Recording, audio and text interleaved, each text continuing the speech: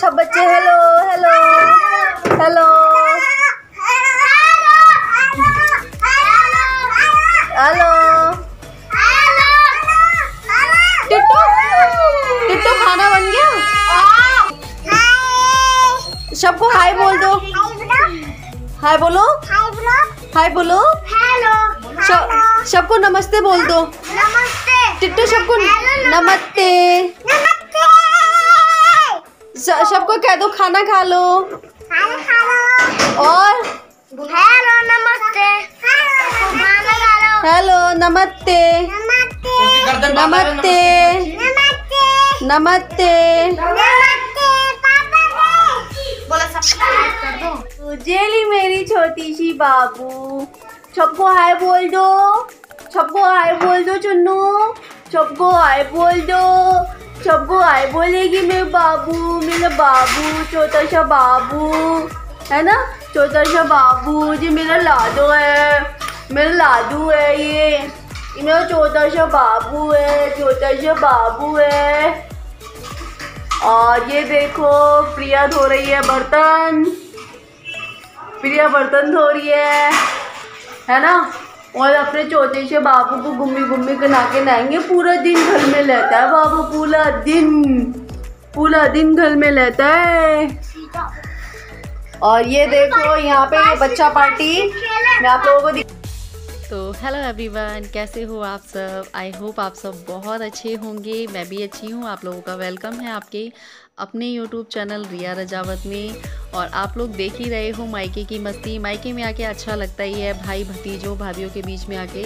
तो यहाँ देखो टिट्टू अपनी बहन को प्यार कर रही है। और देखो छोटी वाली बाबू भी कितनी खुश हो रही है अपनी बहन के साथ। देखो आप, ये दोनों आपस में ऐसा लग रहा था जैसे बातें कर रही हैं। और बहुत खुश हो रही थी टिट्टू को देख के।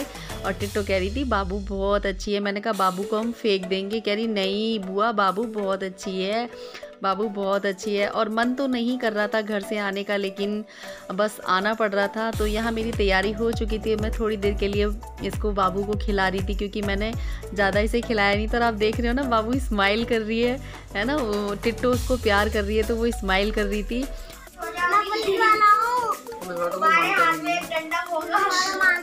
कोई नहीं मानता, चोर मानता। चौकीदार है, चौकीदार चौकीदार।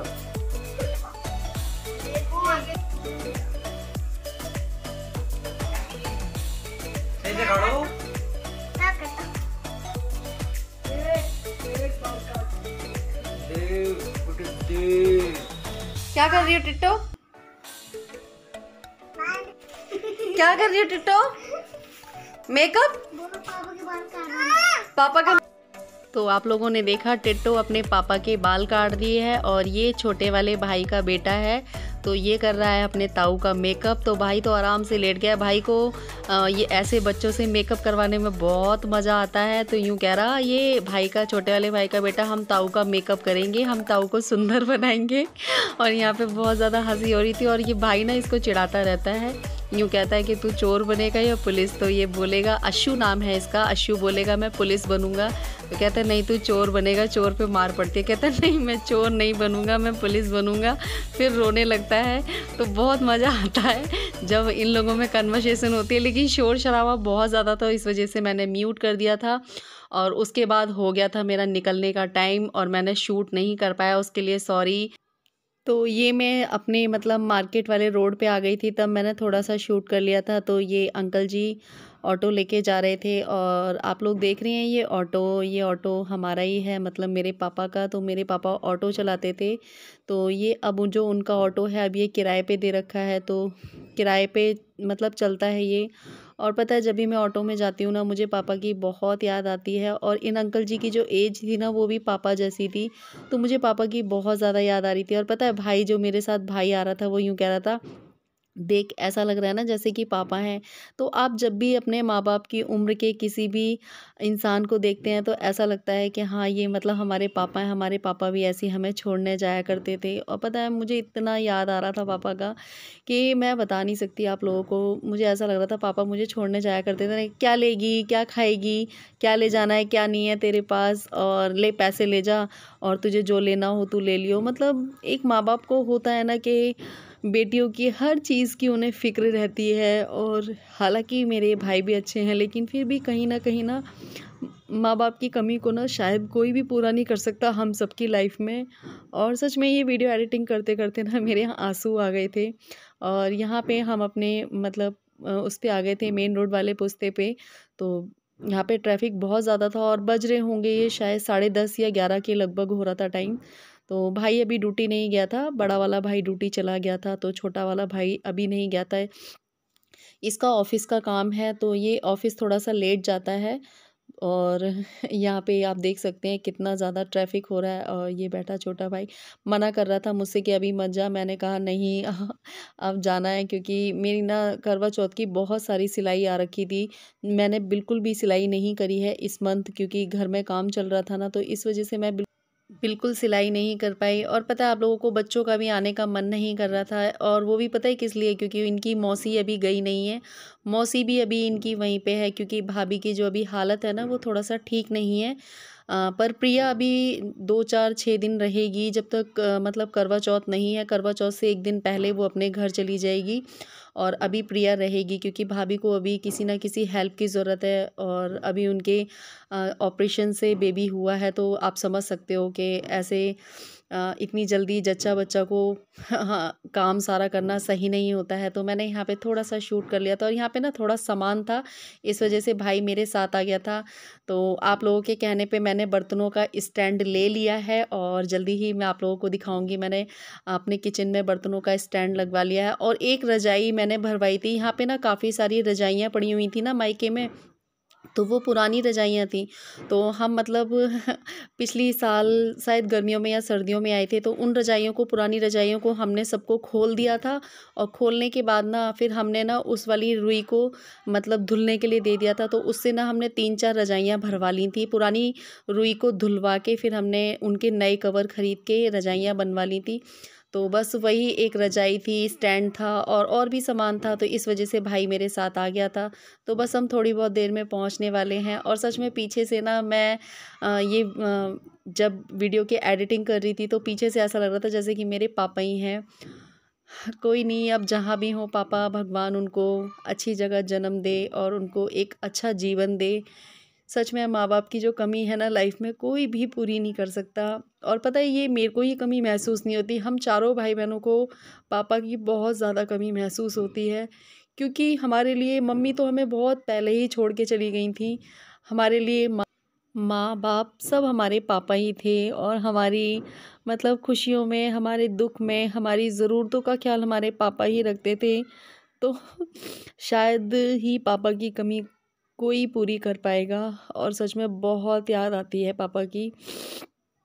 जिनके माँ बाप नहीं होंगे ना उनको पता होगा कि मम्मी पापा की कमी कितनी महसूस होती है। और यहाँ मैं घर आ गई थी, उसके बाद आप देख सकते हैं मेरे घर की हालत अभी क्या हो रखी है। तो भाई मुझे छोड़ के चला गया था, और उसके बाद मैं अपने कमरे को थोड़ा सा साफ़ सफाई करने लगी थी, क्योंकि मैं उस दिन जब गई थी ना तो घर को ऐसे ही छोड़ गई थी। तो अभी देख सकते हैं आप, मैंने अभी यहाँ पे पर्दा वगैरह कुछ नहीं लगाया है। तो बस मैं सामान जो फैला हुआ था मैं उसको थोड़ा बहुत सही कर रही थी, और बच्चे भी मेरी हेल्प करवा रहे थे। और आप लोग बोलते हैं परी शौर्य बहुत ज़्यादा हेल्प करते हैं। हाँ, सच बोला आप लोगों ने, परी शौर्य सच में बहुत हेल्प करते हैं। और ये चीज़ें आप लोग बच्चों को शुरू से सिखाएंगे ना तभी बच्चे करते हैं। और मेरा मानना ये है कि बच्चों को सारे काम आने चाहिए, बच्चा हर चीज़ में परफेक्ट होना चाहिए। कभी अगर हम ना हो तो बच्चे अपने काम सारे खुद कर लें। तो मैं यहाँ पे देख रही थी कि जो रज़ाई लेके आई हूँ उसके लिए जगह है या नहीं है। तो अभी इधर की साइड तो जगह नहीं है, तो मैं उधर वाले एरिया में देख रही थी जगह है। तो यहाँ पे थोड़ी सी जगह थी, तो ये वाली जो रज़ाई है मैं इसमें रख दूँगी। और नई रज़ाई थी तो मैं इस पर कवर वगैरह चढ़ा दूँगी। जब निकालूंगी ना तो इसे 2 दिन धूप लगा दूँगी। अभी तो रज़ाई वाली ठंड नहीं है, तो हल्का सा कंबल निकाल लूँगी मैं। और यहाँ बच्चों के ना फुल स्लीव्स के मैं कपड़े निकाल दे रही थी क्योंकि आजकल ना डेंगू वगैरह बहुत ज़्यादा फैल रहा है। तो मैंने बच्चों को बोल दिया है कि अब है ना फुल कपड़े ही पहनने हैं, पैंट वगैरह पहननी है और फुल स्लीव्स के कपड़े पहनने हैं क्योंकि जो डेंगू है ना बहुत ही ज़्यादा फैल रहा है। तो कुछ है ना इनके फुल स्लीव्स के कपड़े थे वो मैंने निकाल दिए थे और मैंने रज़ाई को रख दिया था। तो अभी रज़ाई की कोई ऐसी ज़रूरत नहीं है, जब निकालूंगी ना तभी इसमें मैं धूप लगा दूंगी। और यहाँ पे परी भी मेरी हेल्प कर रही थी क्योंकि कमरे में ना सामान अभी ऐसे ही फैला हुआ था। और इसके बाद पता है मैंने क्या किया था, इसके बाद मैंने फटाफट से कमरे में झाड़ू वगैरह लगाई और मम्मी मतलब खाना वाना बना के चली गई थी, वो तो दुकान चली गई थी। तो प्रिया ने मुझे थोड़ी सी सब्जी बांध दी थी और लड्डू वगैरह रख दिए थे और हम वहाँ से नाश्ता वगैरह करके आए थे। तो बस यहाँ पे आने के बाद मैंने क्या किया, मुझे बहुत ज़्यादा सिलाई आ रखी थी मेरी। तो आते के साथ मैंने कमरे को क्लीन किया। कमरा क्लीन करने के बाद फिर मैंने कटिंग वगैरह करने में लग गई थी। मैंने कहा मैं पहले कटिंग वगैरह कर लूँ क्योंकि मुझे आज के आज ही 2-3 ब्लाउज़ सिलने थे, अर्जेंट के ब्लाउज़ थे। तो मैंने फटाफट से कमरा क्लीन करने के बाद मैंने ब्लाउज़ों को सिला और उसके बाद कटिंग करी। कटिंग करने के बाद मैंने सिलाई करी। तो आप लोग अभी देखेंगे मैंने नहाया धोया नहीं है और उसके बाद मैं कटिंग करने के लिए बैठ गई थी क्योंकि भाई काम भी बहुत ज़्यादा ज़रूरी है। काम नहीं करेंगे तो पैसे कहाँ से आएंगे और पैसे नहीं आएंगे तो बच्चों के खर्चे कैसे पूरे होंगे। तो सारे काम करने पड़ते हैं। देखो सारी ही चीज़ें देखने पड़ते हैं। जब आप अकेले होते हो ना, आपके साथ कोई नहीं होता है। अगर अगर मेरे हवी होते तो शायद मुझे इतनी टेंशन नहीं होती, लेकिन अब वो नहीं है तो मुझे बहुत ज़्यादा टेंशन रहती है क्योंकि आप समझ सकते हो घर की भी टेंशन, फिर अब मैं कोई काम करती हूँ तो मुझे उसकी भी टेंशन रहती है, जिसका काम लिया है उसका काम करके भी देना है। तो यहाँ मैं नहाई नहीं थी, नहाने से पहले ही मैंने कटिंग वगैरह करके रख दी थी क्योंकि मैंने कहा अगर मैं नहा के आऊँगी ना, नहा के फटाफट से पूजा वूजा करके और थोड़ा सा नाश्ता वगैरह मैं वहाँ से थोड़ा सा करके ही आई थी। तो यहाँ पे मैं ब्लाउज़ों की कटिंग वगैरह कर ले रही थी। और आप में से काफ़ी सारे लोग मुझसे ये भी बोलते हैं कि दीदी हमें आपकी स्टिचिंग भी बहुत अच्छी लगती है, तो प्लीज़ दीदी आप अपने स्टिचिंग के व्लॉग्स भी डाला करिए। तो डियर मैं कोशिश करूँगी कि आप लोगों के लिए स्टिचिंग के व्लॉग भी डाला करूँ। और यहाँ पे मैंने 3-4 ब्लाउज़ों की कटिंग कर दी थी, नहा लिया था मैंने। नहाने के बाद मैंने पूजा भी कर ली थी। तो ये साड़ी फॉल लगने के लिए आई हुई थी तो मैं साड़ी में फॉल लगाने लग गई थी। मैंने कहा लाओ पहले फॉल लगा देती हूँ तो ये भी काम मेरा ख़त्म हो जाएगा। तो फॉल लगाने के बाद फिर उसके बाद मैंने 2-3 ब्लाउज़ सिले थे। तो ये मतलब बाहर की मैं फॉल वगैरह सब लगाती हूँ। पीको नहीं करती क्योंकि मेरे पास पीको की मशीन नहीं है, वरना एक आध साइड होता है ना तो एक आध साइड की मैं वो मशीन से ही कर देती हूँ। और उसके बाद देखिए आप मेरी किचन की हालत तो ये क्या हो रही है। सो अभी जो सफ़ेदी का काम है वो अभी ही हमारे घर में ख़त्म हुआ है। उसके बाद आप देख सकते हैं ये किचन की क्या हालत हो रही है। तो यहाँ हो रहा था शाम का टाइम। उसके बाद मैंने इस पूरी किचन को क्लीन किया। तो मैंने क्लीन करते वक्त आप लोगों को नहीं दिखाया क्योंकि अब अगर मैं हर चीज़ की वीडियो बनाती हूँ ना तो मुझे बहुत टाइम लग जाता है। तो यहाँ मैंने किचन को इतना क्लीन कर दिया है, आप लोग देख रहे हैं। तो यहाँ ये जो खड़े हुए हैं ग्रीन शर्ट में, ये मेरे ससुर जी हैं। और ये जो यहाँ पे स्टैंड लगा रहे हैं ये मेरे जेठ जी लगते हैं। और तो यहाँ पे मैं इनसे स्टैंड लगवा रही थी, स्टैंड में मैं बर्तन वगैरह लगा दूँगी। और अभी मैंने ना अपने घर को ना अच्छे से ऑर्गेनाइज़ नहीं किया है क्योंकि अभी मुझे काम है। तो मेरा जैसे ही स्टिचिंग का काम ख़त्म हो जाएगा मैं अपने घर को अच्छे से ऑर्गेनाइज़ करके आप लोगों के साथ एक होम टूर ज़रूर करूँगी। तो यहाँ भाई साहब ने ना इसके लिए स्टैंड के लिए ना यहाँ पे कील वगैरह लगा दी थी, जो वैसे करके ड्रिल मशीन से कीलें लगाते हैं ना, तो वो लगा दी। तो यहाँ पे पापा खड़े हुए देख रहे थे। तो देख लीजिए आप लोग मेरे ससुर जी को उनको नहीं पता था कि मैं पीछे से वीडियो बना रही हूँ। और वैसे तो मेरे ख्याल से वो मेरे व्लॉग्स देखते हैं और उनको पता है कि मैं व्लॉग्स बनाती हूँ, लेकिन मुझे ना उनके सामने इस तरीके से वीडियो बनाने में ना थोड़ी सी शर्म आती है। तो मैंने पीछे से थोड़ा सा शूट कर लिया था। तो आप लोग भी देख लीजिए मेरे ससुर जी को। और जल्द ही मैं आप लोगों से ससुर जी की बात भी करवाऊंगी। और पता है क्या है कि वो ना पुराने ज़माने के हैं और पता है कभी कभी ऐसा होता है वो इन सब चीज़ों को समझते हैं, कभी नहीं समझते हैं। हर इंसान एक जैसा नहीं होता है। तो जो ये मेरे जेठ जी हैं ये बच्चों से ना बहुत प्यार करते हैं और बहुत हंसी मजाक करते हैं। तो परी को चिढ़ा रहे थे, परी से कह रहे थे कि बेटा तुम्हारे कान में मैं ड्रिल मशीन से सुराख कर दूँगा। तो यहाँ मेरा स्टैंड लग चुका है। तो अभी मैंने जो बर्तन ना टब वगैरह में भरे हुए रखे थे ना तो मैं उनको लगा दे रही हूँ। और जल्दी ही आप लोगों के साथ में होम टूर भी करूँगी। तो यहाँ मैंने किचन की सफाई कुछ इस तरीके से कर दी थी, आप लोगों को दिख रही होगी। और प्लीज़ आप लोग मुझे बताना कि किचन में मैं क्या हटाऊँ और क्या मुझे रखना चाहिए, क्या नहीं रखना चाहिए, तो आप लोग मुझे कमेंट करके ज़रूर बताना। और ये जो फ्रिज है, ये पहले आप लोगों ने देखा होगा कमरे में फ्रिज रखा हुआ था, तो ये फ्रिज हम लोगों ने बाहर रख दिया है, बाहर स्पेस खाली था। तो अभी तो मेरे को बस थोड़ा सा काम करके मेरे को फिर से स्टिचिंग करनी है, तो बस यहाँ पे मैंने स्टैंड लगवा दिया था और सारे बर्तन स्टैंड में लगा दिए थे। तो कैसा लग रहा है मेरा स्टैंड? और ये स्टैंड मैंने 700 रुपये का लिया है, बहुत अच्छा स्टैंड है, काफ़ी बड़ा है। तो आप लोग कमेंट करके ज़रूर बताना कि आप लोगों को मेरी किचन मैंने किस तरीके से, अभी तो मैंने नॉर्मल तरीके से जल्दबाजी में इसी तरीके से उसको ऑर्गेनाइज़ कर दिया है, अभी ज़्यादा साफ़ सफाई मैंने नहीं करी है। तो बस मैं कर रही हूँ धीरे धीरे, जैसे ही मुझे स्टिचिंग से टाइम मिलता है तो मैं थोड़ा सा काम कर लेती हूँ, जब काम से टाइम मिलता है तो स्टिचिंग कर लेती हूँ।